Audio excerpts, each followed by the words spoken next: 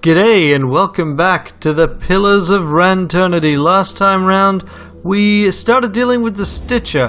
Frankly, we also started looking for Loss of Self and started a bunch of the chats down here.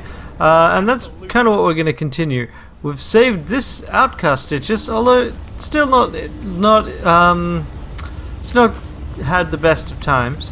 But what we're going to do is we're going to try and get some of the other quests from down here so we can see if we can get some of this stuff. So I'm going to start with what is one of my favorite characters down here, Varanoth. This large and heavily muscled woman wears what appears to be rags that should have fallen apart ages ago.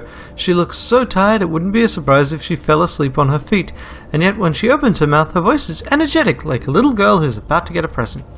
Hello, can anyone hear what I'm saying? I can't make this work. Without warning, she slaps herself. I hope no one saw that. Oddly, no thoughts at all come from this woman. At least you think she has none. There's a faint whispering at the edge of your hearing, but you can't make out any words. Who are you? Are you talking to me? Her head swivels awkwardly around, trying to catch a glimpse of you. Oh, you are! My name is Varanoth, champion of the wastes! The woman flinches at the sound of the very different booming voice that came from her own mouth. No, that's not my name, you stupid thing. It's Varanoth, champion of the wastes! Damn, I come from a land you've never heard of! Damn it, I guess I'm not allowed to say. You're in control of your body, are you? I am, I just don't know how it all works. The woman clenches a massive fist, tendons standing against her skin like steel cables. This isn't actually my body. I'm talking through her and trying to move her around. A foot lifts, freezes, and falls back to the ground. It keeps yelling over me if I talk about something I'm not supposed to, she says, lowering her voice. But maybe if I speak carefully? Her chin drops to her chest. My family explores the world using special tools. The body stabs itself with its finger pointedly. But they tell me I'm too young to help. So I waited until everyone was sleeping and, the head lolls back on its neck, winking at the roof of the cabin. Are you an explorer too? I'm really tempted to lie here, but, oh, you know what, why not? Yes, I am, just like you. The body gets easier to control after all. That's such a relief. It looks so simple, but it's really not. What can you... That's constructive. Oh, it's really hard to break. My mother, that's who usually controls it, once got stepped on by an adult earthshaker. It just stuck her into the ground like a nail. The woman flexes a massive bicep. Am I flexing? I'm trying to flex. Anyways, it's incredibly strong. Punch holes in mountains strong. The arm flops back to her hip. And it's not really a construct. There's no metal inside. She has blood, bones, perfectly human expressions. Not that you can tell that from how I do it. The girl adds sourly. The woman's face grimaces along with her. Where did you get it? I was born in a storm on a battlefield at night, the woman roars. Huh, the girl says after a respectful silence. She really doesn't want me to tell you what I just tried to tell you. Can't you tell me anything about where you got it?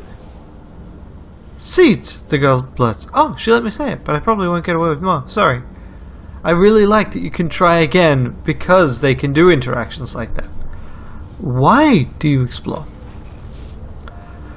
Our impenetrable fortress in our lost valley is falling apart, and I think we should go out into the world for real. But no, my family's afraid. The fingers on the woman's right hand wiggle like they're playing an instrument. Her dead expression doesn't change, even as the girl's voice rises. I'm not, of course, but they won't even let me use this thing. I have to sneak around, like a child. Who are you? Oh, right, yeah, no. So that's it. But I really like her as a character just because she's so strange. And let's chat with Weedle here.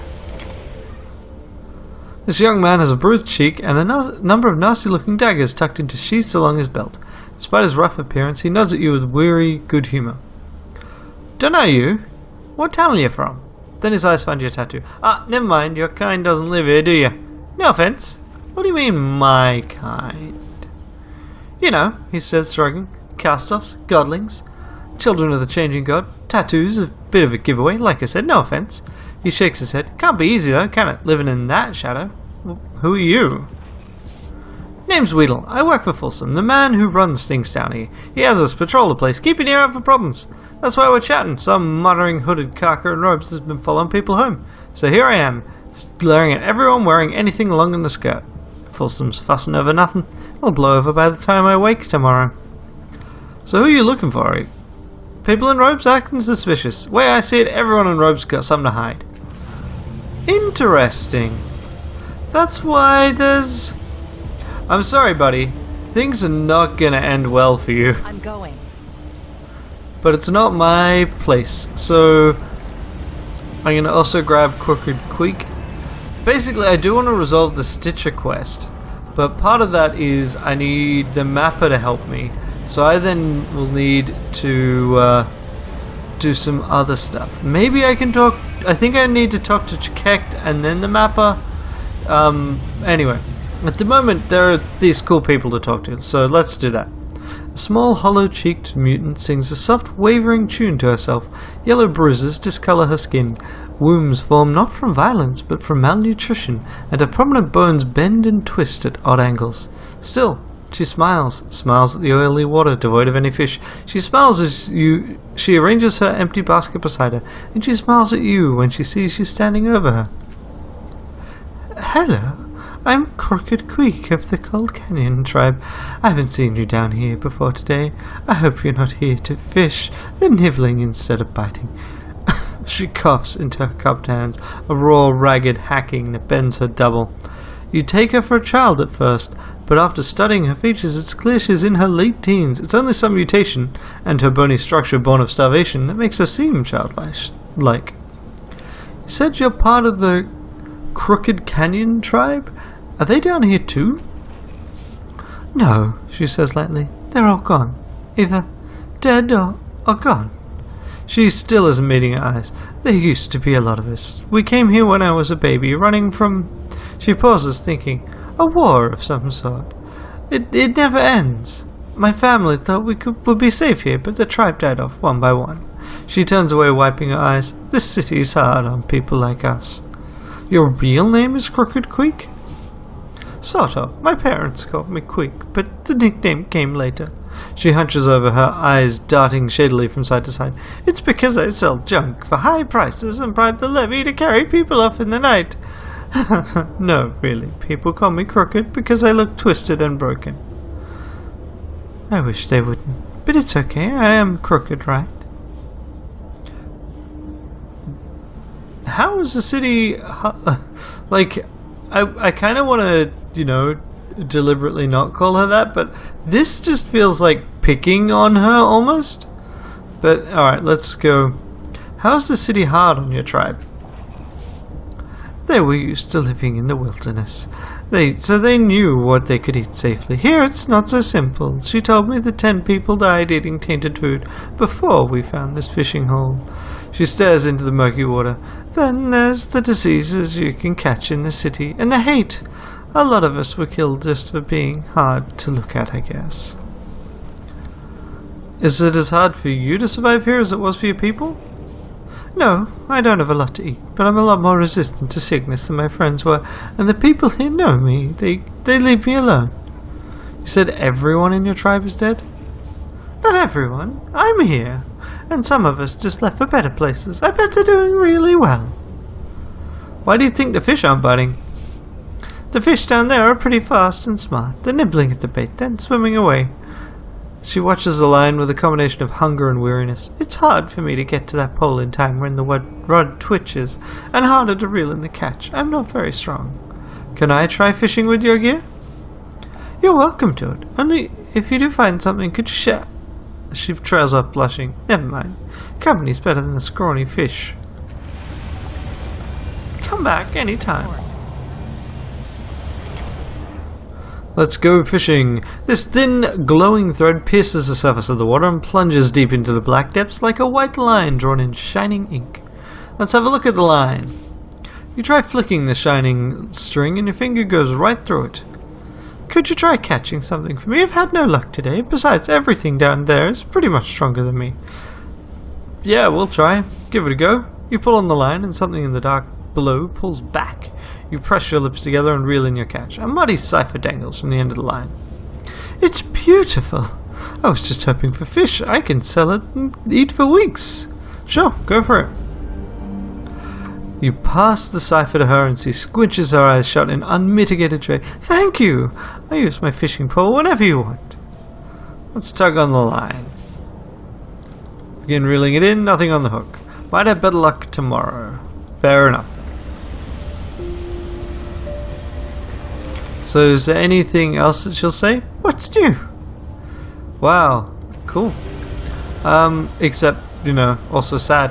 Alright, so I think... Oh wait, headless man. Headless man? How can you not talk to a headless man? Probably fairly easily since they'd also have no mouth. Yeah, okay. Actually, that makes sense. Okay. So I've talked to Michaela. Yes. So now if we talk to Mappa, what can we do? Can we ask him about it? Do you know where I can find the Stitcher's eggs? Sadly no. The Stitcher lives somewhere underneath the city, but they'd never let a human down there. You'd have to dig your own way down, I imagine. Okay, so we can't have him help us with that. We can chat with Chikekt. Good old Chikekt. Reliable, trustworthy. You did go into the city, right? Can you take me someplace? No. I'm going to ask you to... human who speak Chikekt. Chikekt mutters. Sorry, Stitcher. Chikekt mutters. Chikekt will speak. I've come to ask you to stop digging underneath the city. Why? Where we go give reason to stop.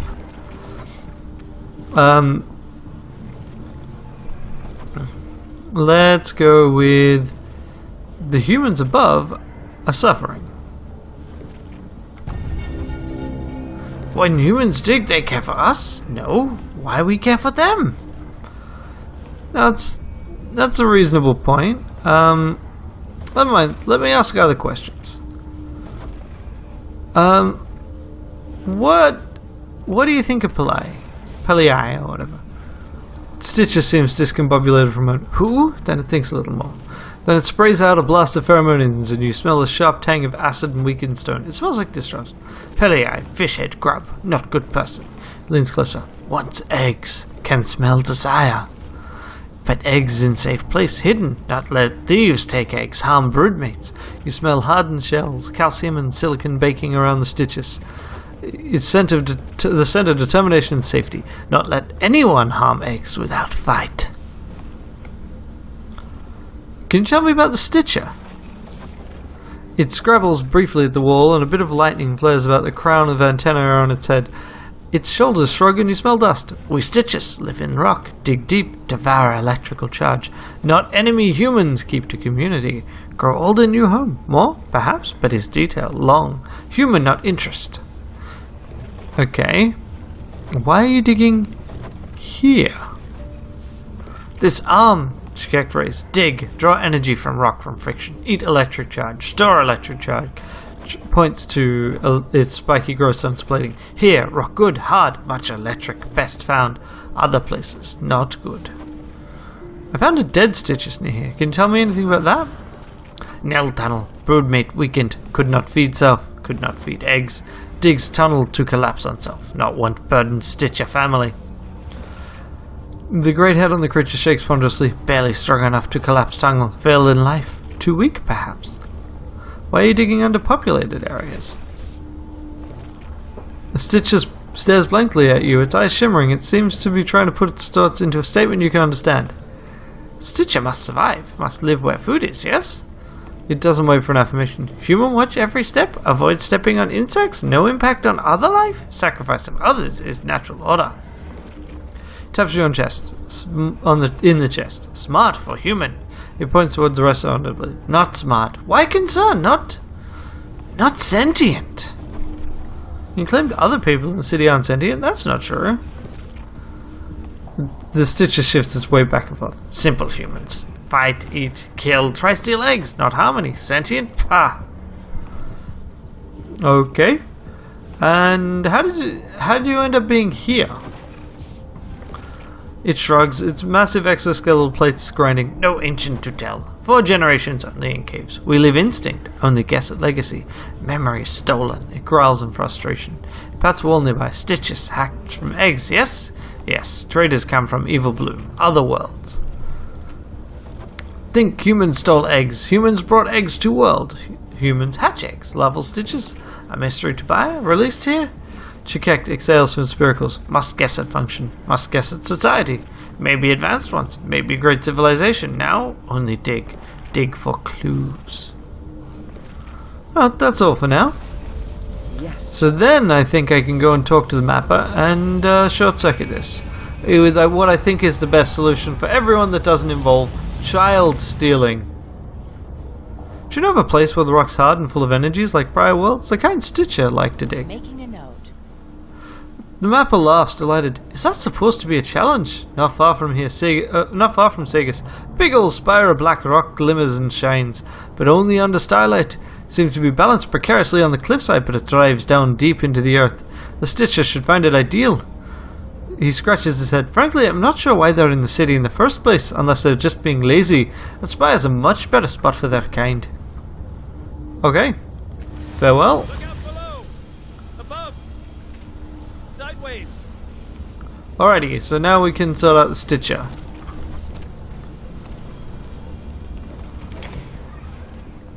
Human who speaks Stitcher. Chikek will speak. I've come to ask you to stop digging under the city. Say before, no. Where we go? No better place for you to dig. A spire of black rock not far from here, full of energies of prior worlds.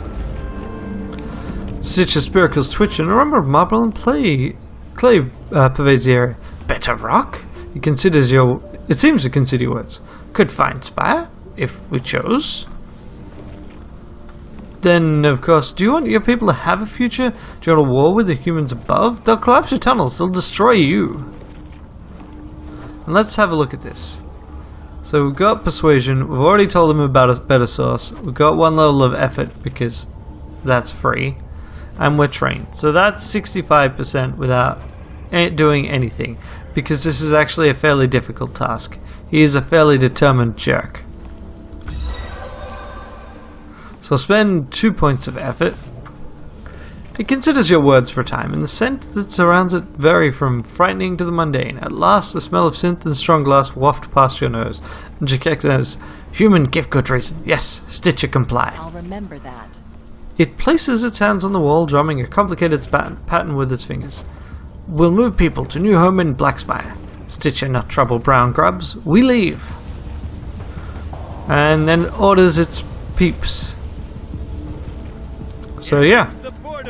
Can I talk to these, Stitcher? Nope. Human in tunnels. Human not welcome. Yes. Ooh, hey. There's stuff in these places. I mean, most of the time I've played the game, there just haven't actually been that many storage containers, and I haven't thought to check. So, it's still relatively new that I could find stuff. Admittedly, it's mostly shims, which... It's basically interesting rocks in these cases, I guess. Okay, so we've done that. Yes. We can talk to Palai, hand in the quest. I hope you have news for me. I have news about the Stitcher. Good news, I trust. I've handled negotiations with them. She shifts 1 foot to begin pacing, to start considering her options, and she stops. She slowly turns to face you, each eye rotating separately. She lowers her foot and turns to face you squarely, and bites off each word. What did you do? I told Chikek about a rock formation that would better suit their needs. The Stitcher will be leaving soon. There's no need to steal their eggs. Making a note. You left their eggs with them. How will we enforce their exile without that leverage? She smooths her crest and blinks her eyes slowly. Fine, we can work with this for now. We have time to engineer another solution. She stops, a thought striking her. Did you promise them anything else? Nope. Good, then our work here is complete, and I can return to the council tower. She hands you a pouch. The city of Sagas Cliffs owes you its gratitude. So we can get ourselves Even Eyes, which will give us an immunity to dazed and blinded, but prevent us from sneaking, or whoever we hand it to.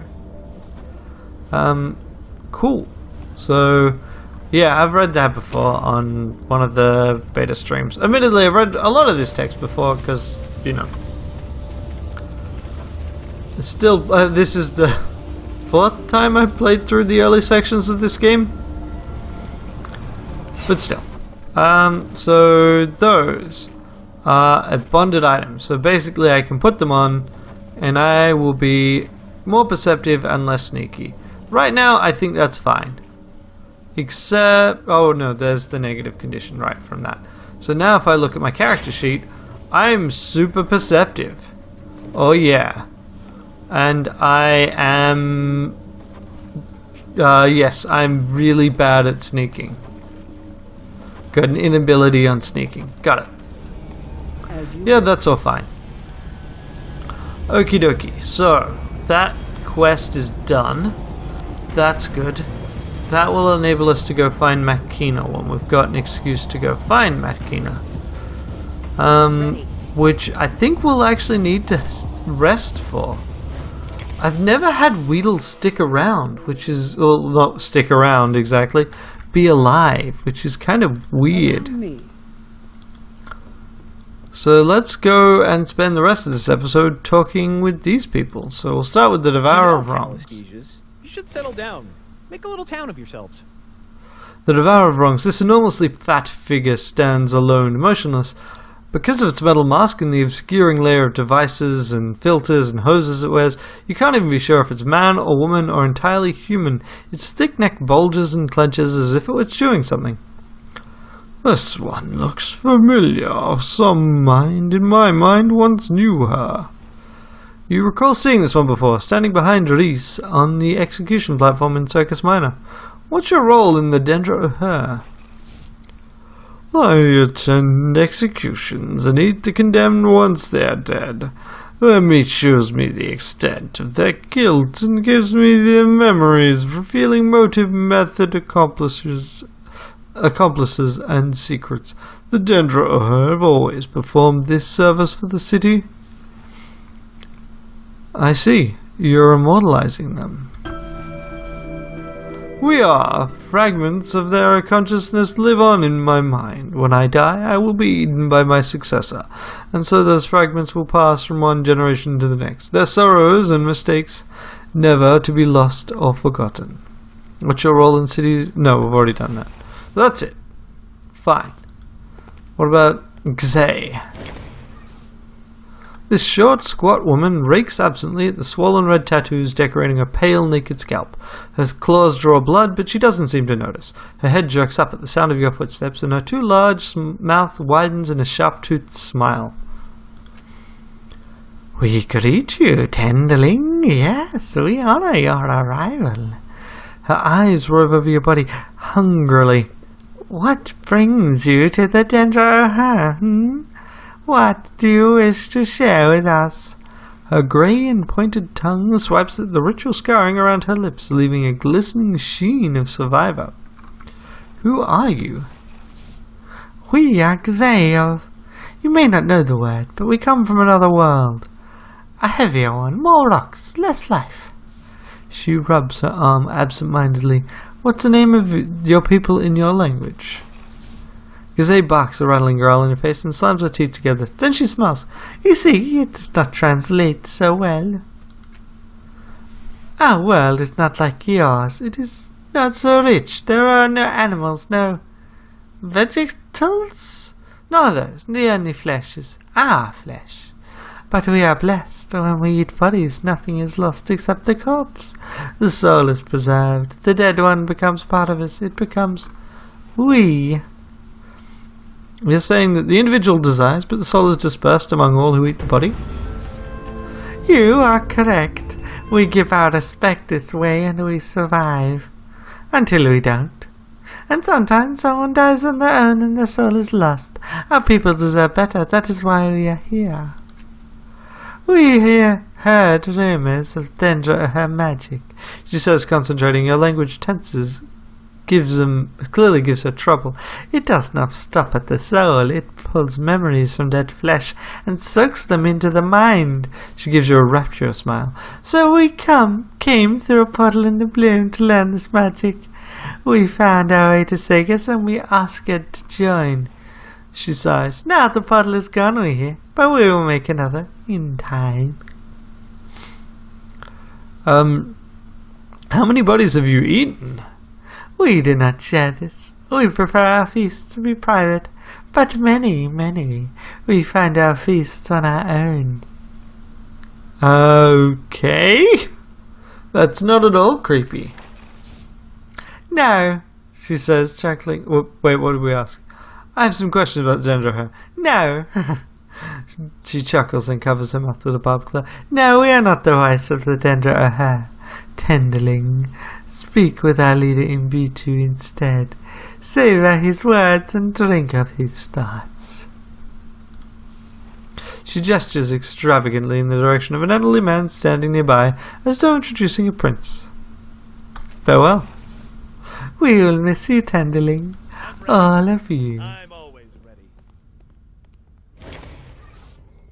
There's a woman. This woman watches you, measuring every step, every twitch of your hands, and yet there is no fear in her. Iron lines her spine and presses her mouth into a thin, even line. You take a wrong turn, she says, studying the nails on her right hand. Don't see many people down here for the light of the company. She steals a cautious glance at the hulking cultist nearby, then returns her gaze to you. You want something?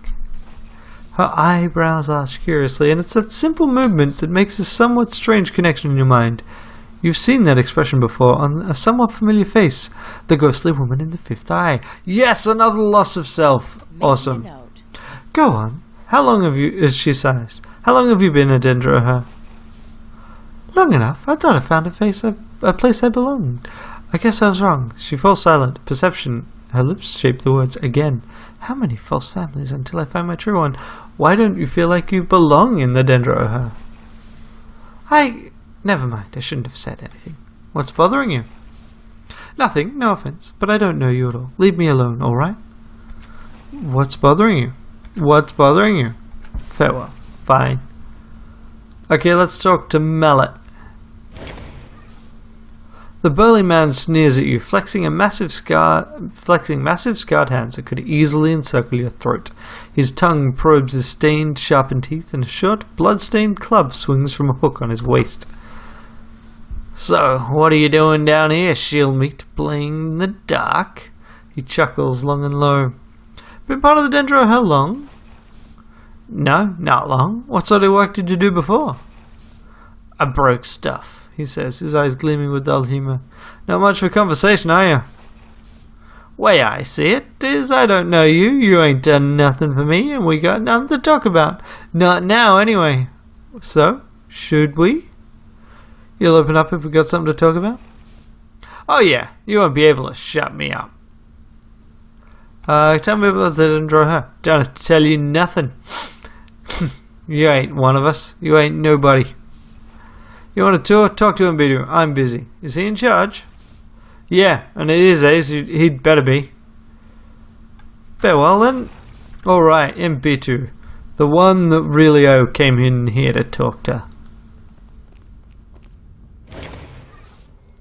At first it would be easy to assume this man is dying of some wasting disease, or starvation. He is little more than a 2-tall skeleton wrapped in translucent flesh and a tattered robe. His hands are essentially bony claws, and yet he beams at you, his sunken eyes glittering with suppressed laughter and feverish light. Tread carefully, dear. M2 is friendly enough, but he's also intelligent, frighteningly so. Do not try to lie to him. M2 smiles, his teeth are muddy brown. I know you. So many eyes have lingered on that tattoo. That noble brow. He reaches for your forehead with a shivering skeletal finger. Let him touch it for it. His fingertip traces a hot line over your tattoo. Yes, he says. Now I remember. Old Kirisa once saw you out of the corner of her eye a week before his accident. Lori Moss, all you, a small bag of... He breathes, closing his eyes. Sugar-dusted almonds, but those aren't the only two. No, you drift through countless lives, altering them and ending them, never leaving a name. He draws in his breath. Oh, I can't stand mysteries. Love 'em, but I can't stand 'em. Who are you? I'm not the woman you think I am. I was someone else. The same face, the same tattoo, but yes, different eyes. Perhaps you've got a secret twin. He coughs gently against the back of his hand. So what brings you to the chapel of the Dendroher? So she returns, cast off. Wonder what happened this time, I wonder. Okay, a sculptor told me your people found a man killed by a strange creature. Yes, I believe I know the man. Dry as a leaf, hollow as an eggshell, barely any mind left in there at all. He clucks his tongue. Expect him at your leisure. Here's the one with the charred skin on his brow. I'll remember that. Now, I don't know much more of him, though I can assure you we plumbed the depths of his mind and body for answers, but I seem to recall seeing him before, possibly not through my eyes, in Cliff's Edge. He was coming out of a building near the chirurgical parlor. Interesting. I've never done this quest, so I'll pursue that. But next time, I'll leave that for next time. Next time we'll finish talking to him, B2, and then we will go back to the parlor, probably. Get ourselves... Well, firstly, I think we're going to get ourselves a little bit eaten. But, you know, these are the kinds of plans you make in a Torment game. Until then, have a great day. Bye. Thanks for watching. I really appreciate you spending the time and effort watching the videos I make. If you'd like to watch more, on the left there should be another video from this playlist. On the right there will be whatever YouTube recommends, and in the center there is a convenient subscribe button just in case you need it.